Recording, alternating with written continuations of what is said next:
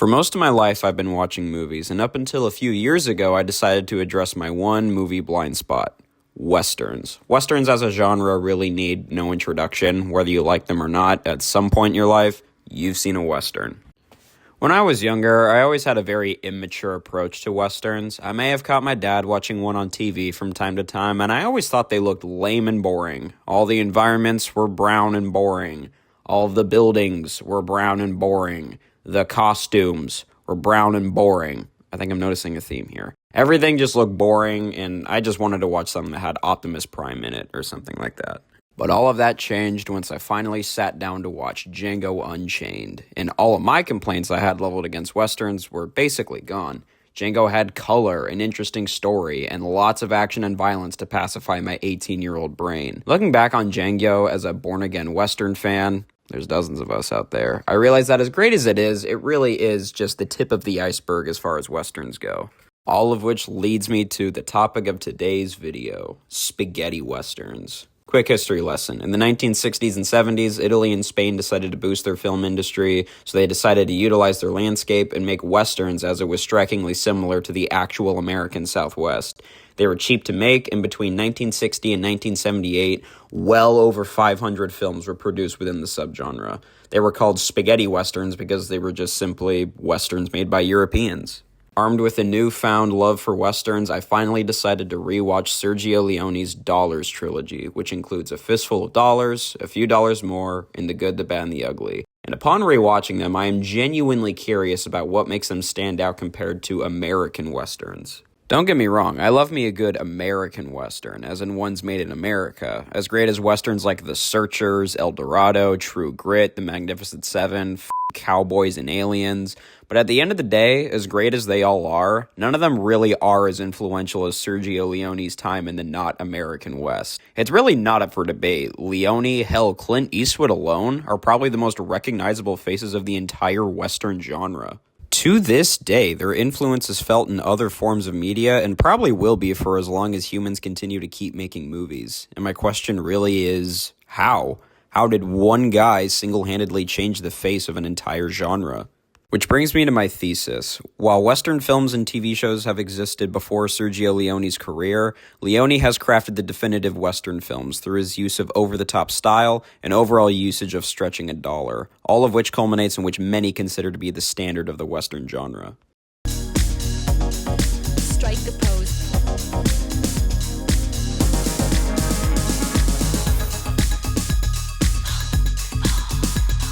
To properly address how Leone uses style, we need to actually address what a directorial style is. A directorial style is how one singular director approaches a film, whether that be through usage of camera work, narrative, editing, or thematic elements. A lot of directors have made a name for themselves through their style, and Leone is no different. In my opinion, the mark of a great director is a distinctive style, one where you can take one look at it and say, yep, X definitely made this film. I think of directors like Spielberg, Scorsese, Tarantino, Nolan, Shyamalan, Kurosawa, Almodovar, and especially Leone. Certainly only Sergio Leone films look like Sergio Leone films, both his westerns and non-westerns. In the book simply titled Spaghetti Westerns by Christopher Frayling, he notes how Leone can be castigated as a formalist of the most extreme kind, obtrusively stylish, a talent but undisciplined art director who breaks the golden rule of if you notice it, it's bad.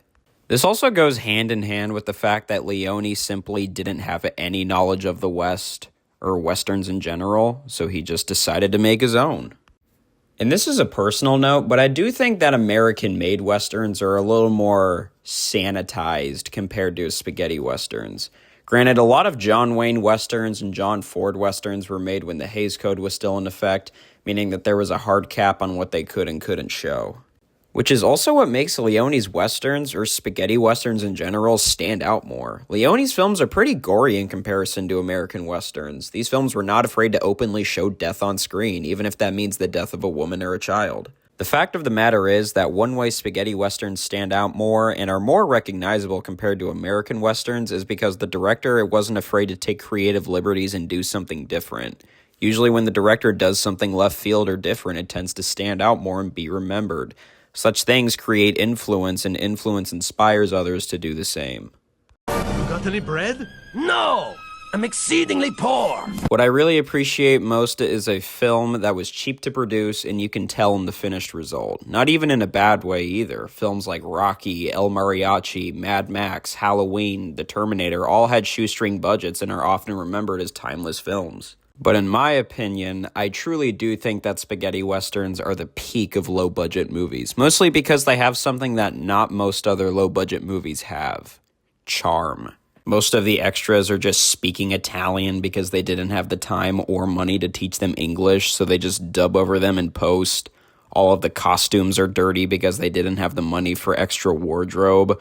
There are outright mistakes left in the finished product, either because they didn't have the time or money to go back in and fix it, so they just leave them in.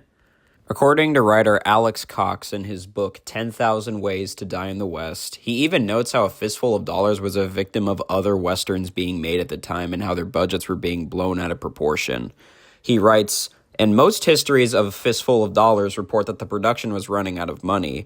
A lower figure feels right. Fistful of Dollars has the air of a low-budget film, very well made." What makes the low-budget aspects work in the favor of spaghetti westerns is the fact that they aren't afraid to show imperfections. The film knows it has no budget. It knows it's over the top. It's a form of self-awareness that almost feels like a lost art form in its own right.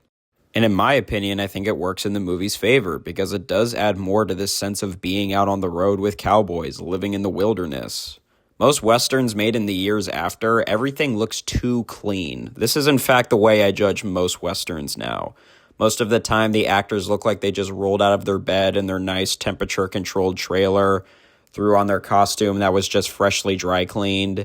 They eat their nicely curated lunch until the director yells action. Now granted, I wasn't present for any of this, but I do feel like this almost scrappy and guerrilla-like nature about spaghetti westerns gives the genre a texture that most other westerns lack, an almost faux authenticity. I still do feel that spaghetti westerns are a fun outside perspective on American culture, despite not being made by America. Ironically, it has become what most people remember the West as actually being. To this day, I still do believe that Sergio Leone has left a mark on cinema history that will be pretty hard to beat. He did it through the mature themes of his style and the overall low-budget nature of his work. This goes hand in hand with the fact that he didn't know anything about westerns and just simply decided to make his own.